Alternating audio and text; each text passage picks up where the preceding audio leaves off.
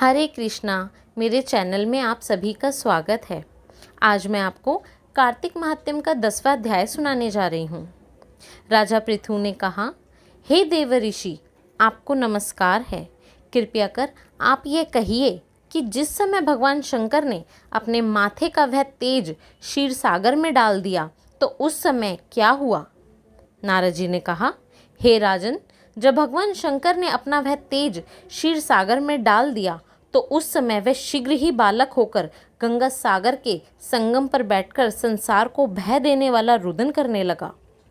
इसके रुदन को समझ संसार व्याकुल हो उठा।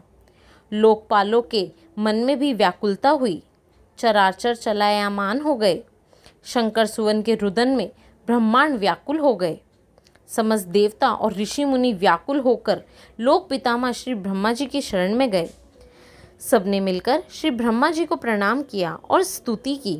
फिर कहा, हे पितामह, यह तो बड़ा भयंकर समय उपस्थित हुआ है। हे महायोगिन, इसका नाश कीजिए। तब देवताओं की ऐसी बातें सुनकर श्री ब्रह्मा जी सत्यलोक से उतरकर उस बालक को देखने के लिए समुद्र तट पर आए। समुद्र ने ब्रह्मा जी को आता देखकर प्रणाम किया और बालक को उठाकर उनकी गोद में दे दिया। तब विस्मित होकर श्री ब्रह्मा जी ने पूछा, सागर, तुम शीघ्र कहो, यह बालक किसका है। समुद्र ने विनम्र शब्दों से कहा, प्रभु, यह तो मैं नहीं जानता, किंतु मुझे इतना अवश्य ज्ञात है कि यह गंगा सागर के संगम पर प्रकट हुआ था। अतएव हे जगतगुरु, आप इस बालक का जात कर्म आदि संस्कार कीजिए, इसका जातक फल बताइए। नारद जी कहते हैं कि इधर तो सागर ब्रह्मा जी के गले में हाथ डालकर बार बार उनका आकर्षण कर रहा था। फिर तो उसने ब्रह्मा जी का गला इतनी जोर से पकड़ा कि उससे पीड़ित हो ब्रह्मा जी के नेत्रों से आंसू टपकने लगे। किसी प्रकार से ब्रह्मा जी ने अपने दोनों हाथों का जोर लगाकर अपना गला छुड़ाया और सागर से कहा, हे सागर, सुनो, मैं तुम्हारे पुत्र का जातक फल कहता हूँ। मेरे नेत्रों से जो यह जल निकला है, इसका कारण इसका नाम जलंधर होगा। यह उत्पन्न होने के साथ ही तरुण हो गया है। इससे यह सब शास्त्रों का परागमी, महापराक्रमी, महावीर, जवान, महायोद्धा और रण दुर्मद होगा। यह बालक सब दैत्यों का अधिपति और भगवान विष्णु को जीतने वाला होगा तथा यह कहीं भी ना हो हारेगा। एक भगवान शंकर को छोड़कर यह सब में अवध्य होगा। जहाँ से उत्पन्न हुआ है फिर वहीं जाएगा।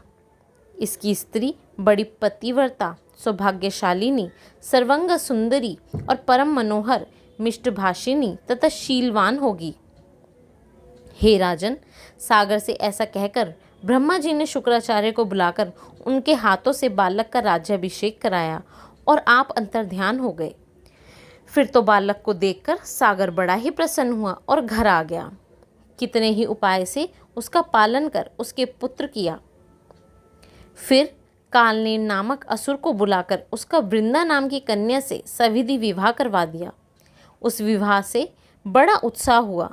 श्री शुक्राचार्य के प्रभाव से स्त्री सहित जलंधर दैत्यों पर राज करने लगा। अगर आपको हमारी ये वीडियो पसंद आई हो तो हमारे चैनल को आज ही लाइक व सब्सक्राइब ज़रूर करें व बेल आइकन को दबाना ना भूलें ताकि हमारी वीडियो के सभी नोटिफिकेशन आपको टाइम से मिल पाएँ। तब तक के लिए धन्यवाद।